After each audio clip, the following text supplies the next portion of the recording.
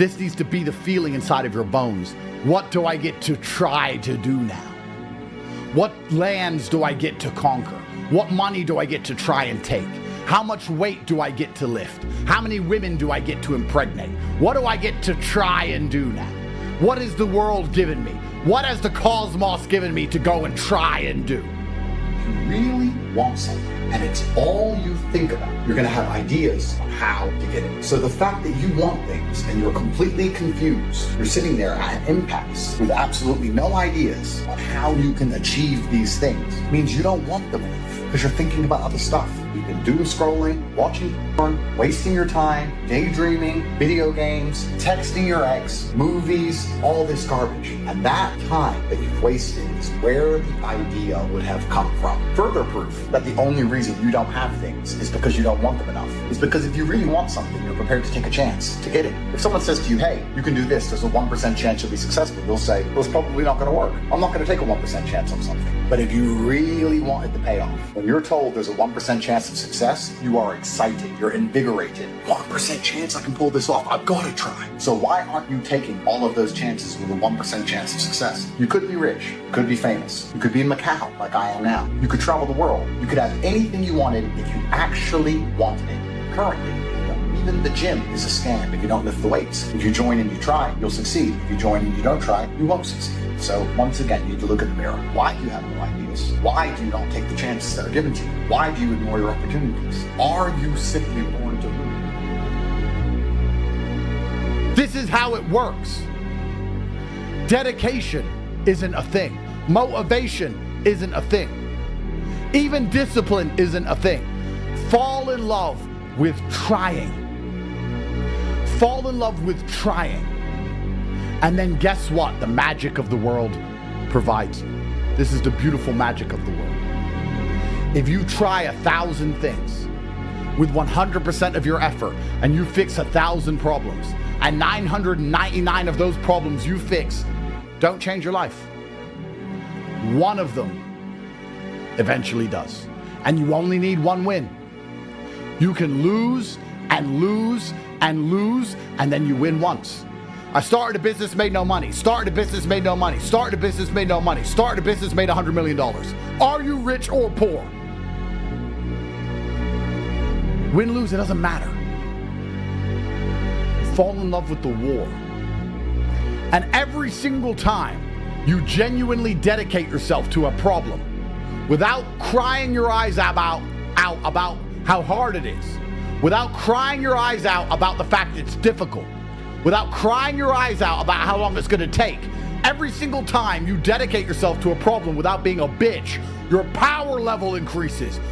If you continue to show up time and time again, in the end, via brutal persistence, via brutal stubbornness, you can win.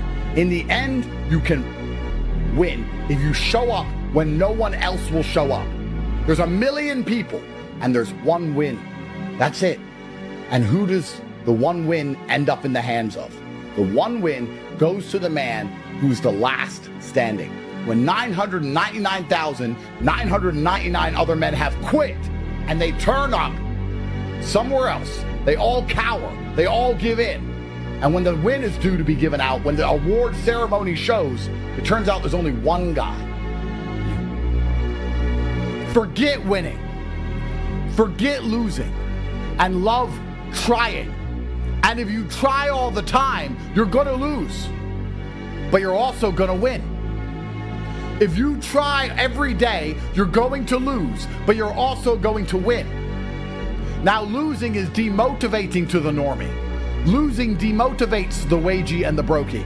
But losing doesn't demotivate the man who loves trying. Because he's not in it to win and lose. He's in it to try.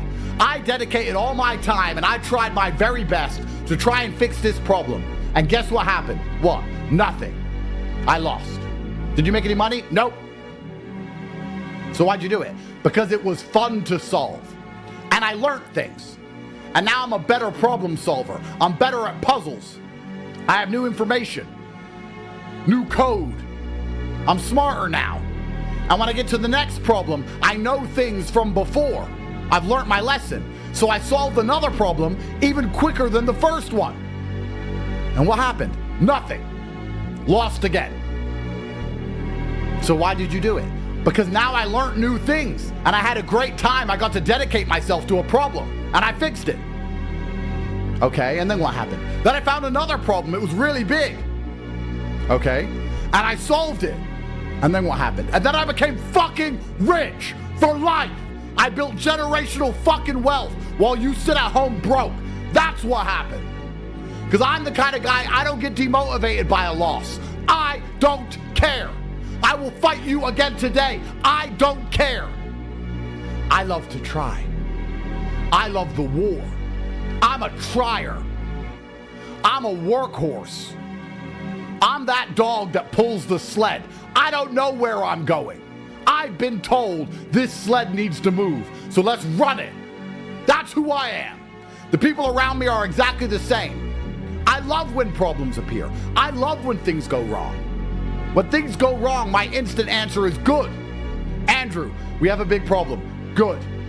Great. I love problems. I love problems. No one can fix a problem like me. I have a phone book full of problem solvers. I am stubborn. I don't quit. I don't have a problem with motivation. I don't have a problem with dedication. I love problems. I'm gonna fix this problem. That's what I do best. And the reason problems are such a fantastic thing is because problems gatekeep success.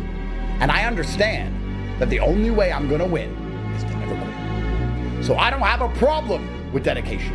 And I don't have a problem with motivation. I have very few problems because maybe I'm a sadist. But I will stand up and say, hit me again. Do it to me again. I like it. I want you to. Yeah, you left me and you're fucking some other guy. Fuck him more. Go get fucked. Good. You go get fucked. If you think that there's ever going to be a version of masculine consciousness which is anything other than constant anxiety and pain, you need to wake the fuck up. The only guarantee that exists on this planet is that you are going to fucking suffer and hate your fucking life. And it doesn't change no matter how many cars you have, how many women you fuck, how big your house is, you're gonna hate your fucking life. So the best thing you can do is smile at it. Everyone's asking me, oh, you know, it's so hard. I don't care. That's good. That means there's gold behind it. Oh yeah, but I've been trying for a long time. I don't care. That's good. That means there's gold behind it. You know what? Telling me I'm gonna lose doesn't affect my psyche. Tell an average man he's gonna lose and watch him instantly be demotivated. Yeah, but you're gonna lose. I'm not in it to win and lose. I wanna try. Yeah, but Andrew, I'm a genie and I'm telling you I've seen the future. That's fine. Telling me I'm gonna lose doesn't demotivate me on any level.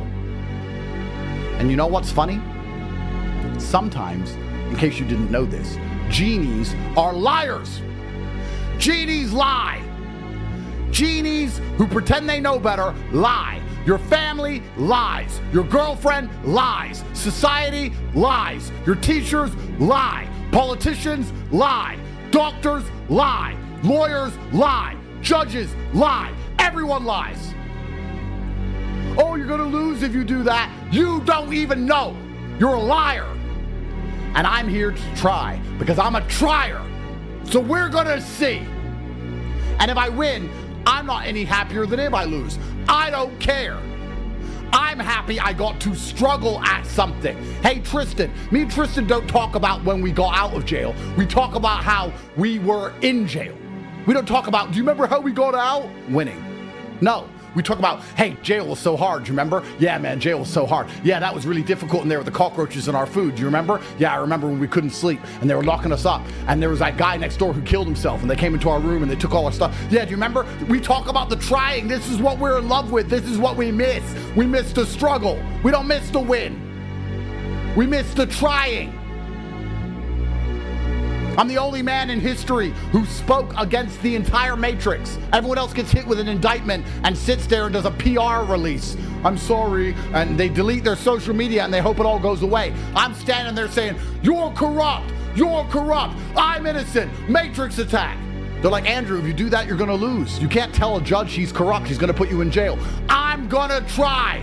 I don't listen to the genies. And I ain't in jail. I'm here. I am still here.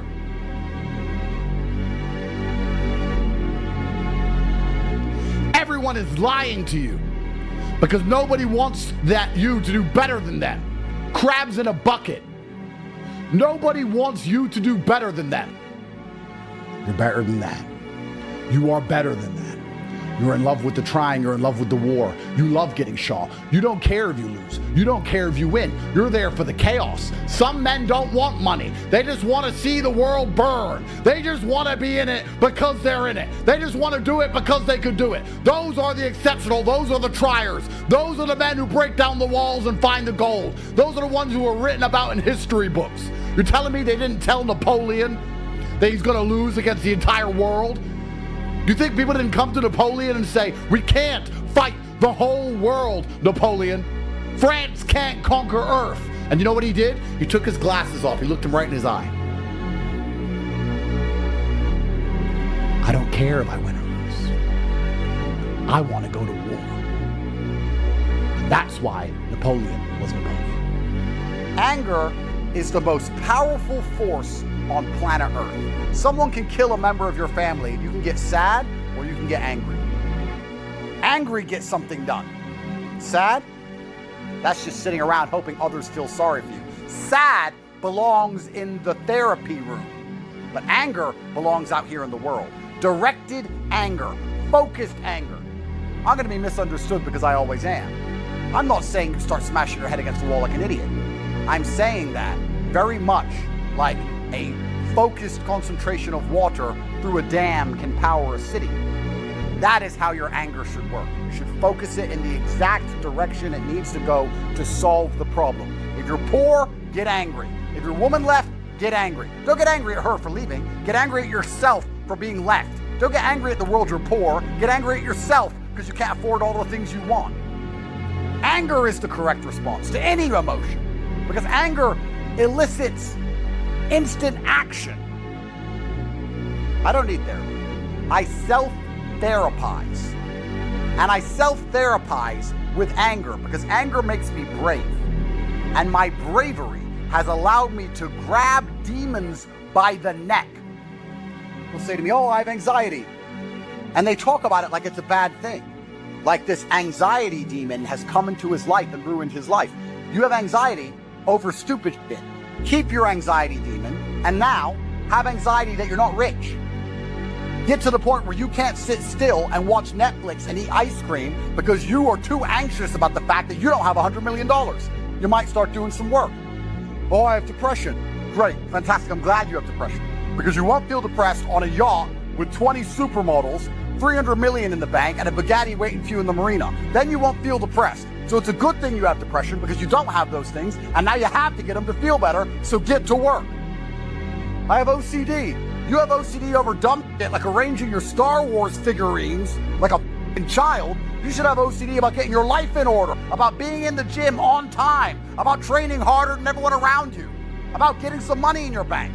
You don't have to get rid of these conditions. I would argue that Elon, the man who's putting rockets into space, probably has OCD. That's how he managed to get a rocket into space. And you're saying your OCD prevents you from fucking washing the dishes because you're a fuck up and you are a failure.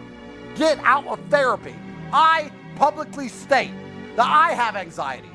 I have governments trying to kill me, getting thrown in and out of jail at random, all of my assets seized, 10 girlfriends complaining, 9 baby mamas, my Jesco's broken, my private jet was clicking on the way here making a strange noise. I know they're trying to kill me anyway. I have anxiety, but I use my anxiety so that I wake up at 6:15 a.m. instantly enraged, getting to work so I win. I grabbed the demon of anxiety by his fucking neck and added him to my legion. He works for me. You have dulled your sword, so you have nothing to threaten the demons with, because you're too busy sitting around in therapy like a little girl.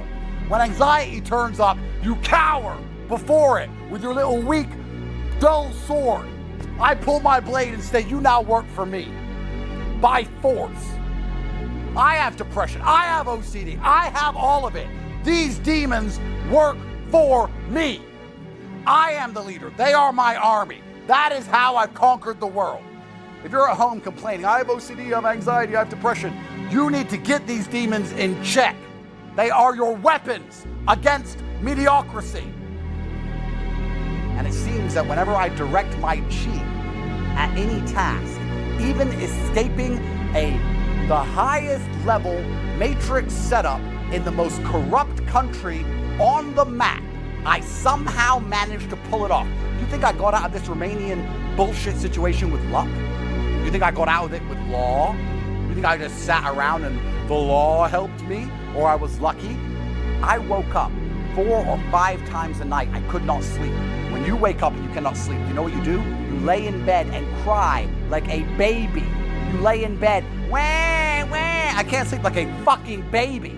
The second I couldn't sleep, I was up, training, working, reading the Romanian law, learning a new language, finding Aikido, the European Court of Human Rights, endless Aikido, new legal teams, new money, new ways to combat their narratives, fighting the BBC, preparing for interviews, endless sex, endless reps, anxiety, OCD, fucking depression, everything. That's how I won.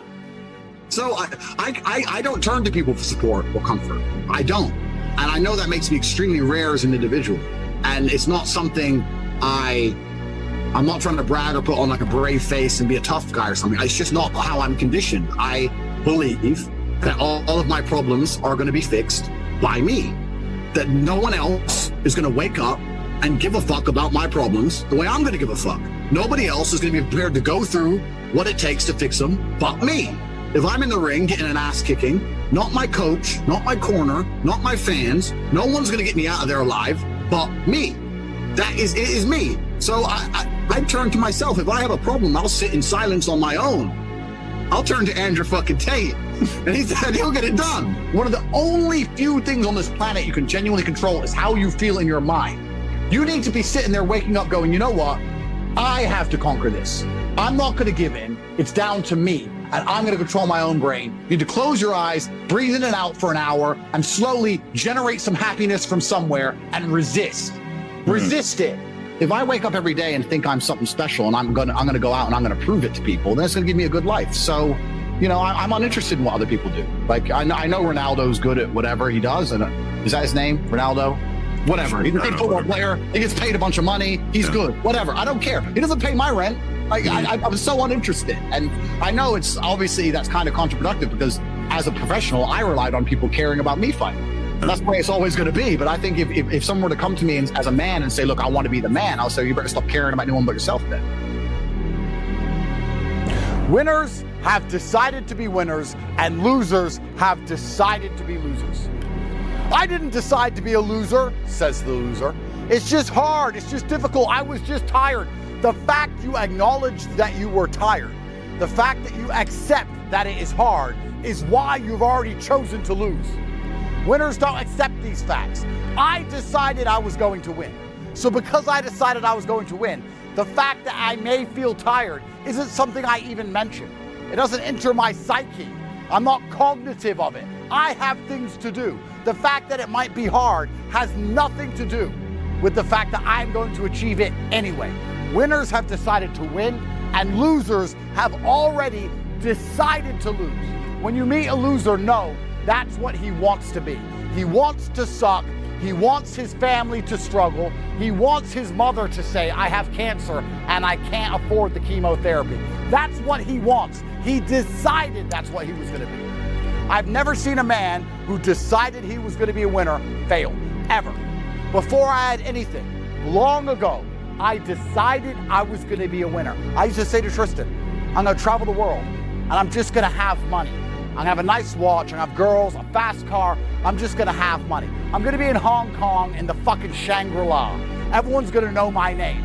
You know in the James Bond movies where he walks in and they go, oh, Mr. Bond, because he frequented a hotel in Switzerland enough times for the concierge to remember him? Yeah, that's me in every fucking hotel around the world because I'm one of the most globally renowned, well-known people on the fucking planet because I decided I was going to win.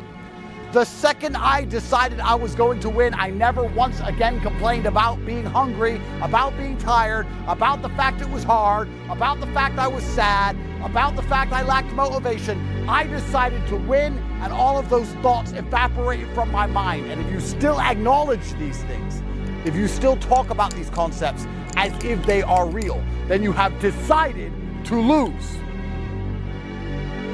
Everything you do in life counts. But if everything you do in life counts, equal and opposite forces, Newton's law, means that logically everything you do not do in life counts. Because inaction, in and of itself, is an action. Refusing to do something is not doing that thing. So if every single action you take in life counts and compounds, I would argue that every single action you do not take in life compounds. Every single time you make a decision, you are taking action in one direction or the other. It is action to work, it is action to procrastinate, it is action to try, it is action to be lazy. There is no such thing as an action. It's just action positive, action negative. And they're all gonna add up. And God will watch, as will the universe. And they'll look at your pile of positives and look at your pile of negatives, and they'll decide if you deserve just like you.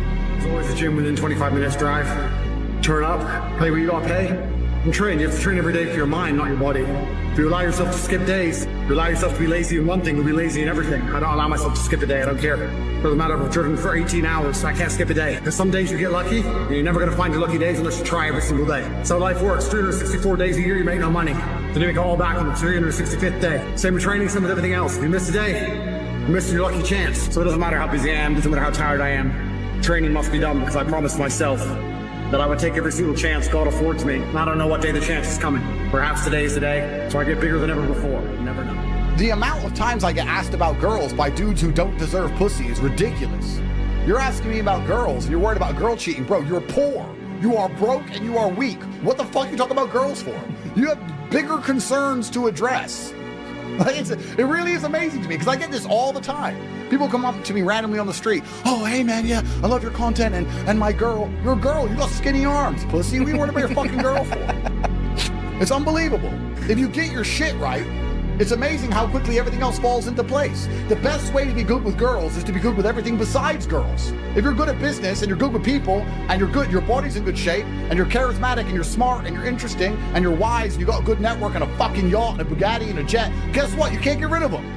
You can't get rid of them. Before you know it, you have so many in your house, you get accused of human fucking trafficking. That's what happens if you get your shit right. But of course, if you're gonna sit there and only focus on the girls with none of the other stuff, DMing them all day. What do I DM a girl to make her reply? You got 42 followers. This obsession with girls, bro, girls are a mirror. Girls will tell you everything you need to know about who you are, and you need to start listening to what you need to listen to the feedback. Listen to the feedback and